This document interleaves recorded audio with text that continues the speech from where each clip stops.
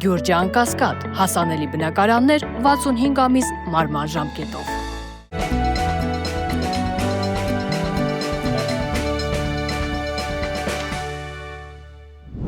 Բարև ձեզ, Փաստինֆո եթերում շարունակում ենք հետևել միջազգային իրադրությանը։ Իրանական կողմի հաջողությունները կարծես ստիպել են քրդերին հրաժարվել Իրանի դեմ ցամաքային օպերացիային մասնակցելու մտքից։ Համենայն դեպս մամուլում տեղեկատվության տարածումից հետո իրանական եւ իրաքյան քրդերը հայտարարություն տարածեցին, նշելով, որ իրենք մտադրություն չունեն ռազմական գործողությունների մեջ մտնել եւ Իրանի տարածքում քաոս ձևավորել։ Բացի այդ, Իրաքյան Քուրդիստանի առաջնորդներն էլ հանդես եկան հայտարարության, որ մամուլում տարածված տեղեկատվությունը չի համապատասխանում իրականությանը։ Կարծում ենք խնդիրը այստեղ այն չէ, որ մամուլում տարածված տեղեկատվությունը չի համապատասխանում իրականությանը, քանզի վստահ ենք, որ նման բանակցություններ Միացյալ Նահանգների եւ քրդերի միջև ամեն դեպքում եղել են։ Քանզի մի քանի անգամ են քրդերը Միացյալ Նահանգների համար, ինչպես ասում են, սև գործը կատարել Մերձավոր Արևելքում, բայց ամեն անգամ քրդերը չեն ստացել իրենց բաղձալի անկախությունը։ Կարծում ենք այս անգամ եւս հաշվարկներ են արել եւ եկել են այն եզրահանգման, որ եթե անգամ օգնեն էլ Միացյալ Նահանգներին, ապա Իրանի նոր իշխանությունների պարագայում եւս իրենք չեն ստանալու անկախություն։ Եվ սրան գումարվեց նաեւ իրանական կողմի շատ լուրջ հաջողությունները ռազմական գործողությունների ընթացքում։ Իրանը ցույց է տալիս, որ ոչ միայն դիմադրում է այս վերջին մեկ շաբաթվա ընթացքում, այլ նաեւ բավականին կործանիչ հարվածներ է հասցնում Մերձավոր Արևելքում գտնվող ամերիկյան ռազմական բազաներին եւ նաեւ Իսրայելի ուղղությամբ։ Քրդական թեմայի շրջանակներում հայտարարությամբ է հանդես եկել նաև Իրանի նախագահ Փեզեշքյանը, նշելով, որ շնորհակալ է քրդերին նման վերաբերմունքի համար, որ նրանք պաշտպանում են հայրենիքը, որ նրանք հավատարիմ են մնում հեղափոխության արժեքներին եւ որ քայլեր չեն կատարում Իրանի դեմ։ Նաև շնորհակալություն է հայտնել իրանական Քուրդիստանի նահանգապետին հավասարակշռված վերաբերմունքի համար եւ այն, որ նրանք իրանցիների հետ կողք կողքի պաշտպանում են հայրենիքը արտաքին վտանգներից։ Ամեն դեպքում սպասենք տեսնենք, թե իրադարձություններն ինչպես են զարգանում եւ արդյոք քրդերը կտան վերջնական համաձայնություն ռազմական գործողությունների մեջ մտնել Իրանի կառավարական ուժերի դեմ։ Մյուս թեման, որին ցանկանում եմ անդրադառնալ, ՆԱՏՕ-Իրան հարաբերություններին է վերաբերում։ ՆԱՏՕ-ի գլխավոր քարտուղար Մարկ Ռյուտեն հայտարարություն է տարածում, նշելով, որ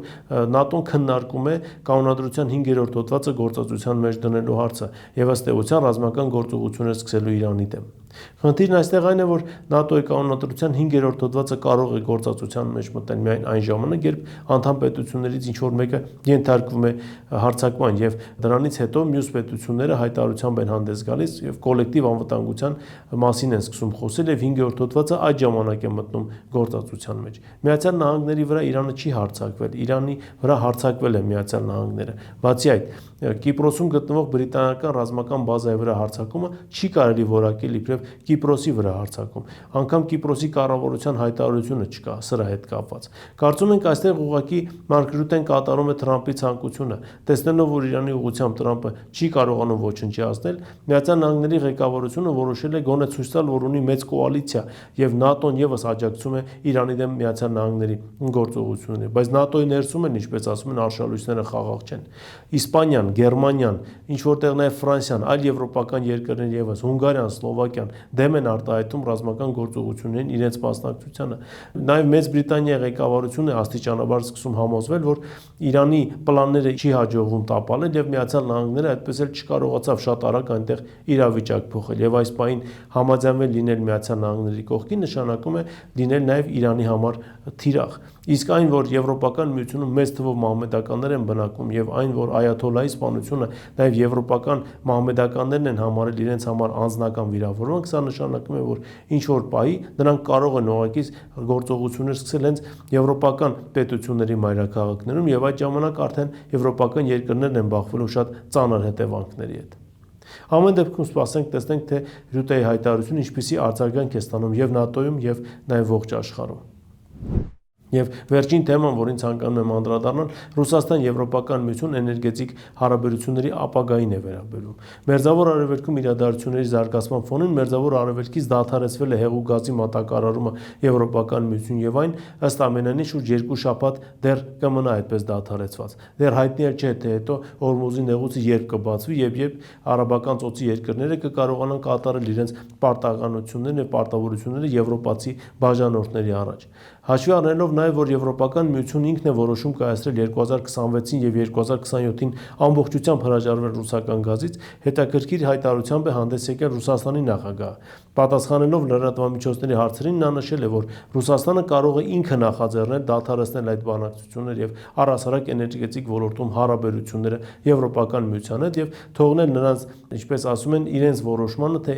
որտեղից նրանք կցանկանան գնել հեղուկ գազ։ Միացյալ Նահանգներից եկող հեղուկ գազը եւ թանկ է եւ անվտանգ չէ, բացառված չէ, որ միջազգային ջրերում նույն ամերիկյան գազատարները կարող են նաեւ ենթարկվել հարձակման իրանական անօթաչուների կողմից, քանզի Իրանի ռազմական նավի ոչնչացումը Միացյալ Նահանգների կողմից արդեն խոստացվել է պատասխան դրա հետ կապված Իրանի արտաքին գործերի նախարարի մակարդակով։ Այնպես որ Միացյալ Նահանգներից եկող հեղուկ գազն չի կարող ոչ միայն անվտանգ լինել եւ անխափան լինել, այլ նաեւ եթե նաեւ անխափան հասնի, ապա մեծ գնային տարբերությամբ է լինելու։ Իսկ սա Եվրոպական միության տնտեսության համար ըստ էության հավասարազորել լինելու մահվան։ Միևնույն ժամանակ Ռուսաստանի նախագահը ընդգծել է, որ Հունգարիա եւ Սլովակիայի նկատմամբ բոլոր պարտավորությունները ռուսական կողմը կատարում եւ կատարելու է եւ հարաբերությունների դադարեցումը չի վերաբերում Սլովակիային եւ Հունգարիային։ Ինչևէ, հետաքրքիր զարգացումներ են սպասվում մեզ նաեւ այս ուղղությամբ։ Այս թեմաներն էին այսօր, որ ես ցանկացա անդրադառնալ, իսկ դուք չմոռանաք բաժանորդագրվել մեր YouTube ալիքին, ինչպես նաև շնորհակալ ենք այն նվիրատվությունների համար, որ արվում է ձեր կողմից մեր ալիքի աշխատանքը անխափան ապահովելու համար։ Այսօր այսքանն է, շնորհակալություն, կհանդիպենք հաջորդ անգամ։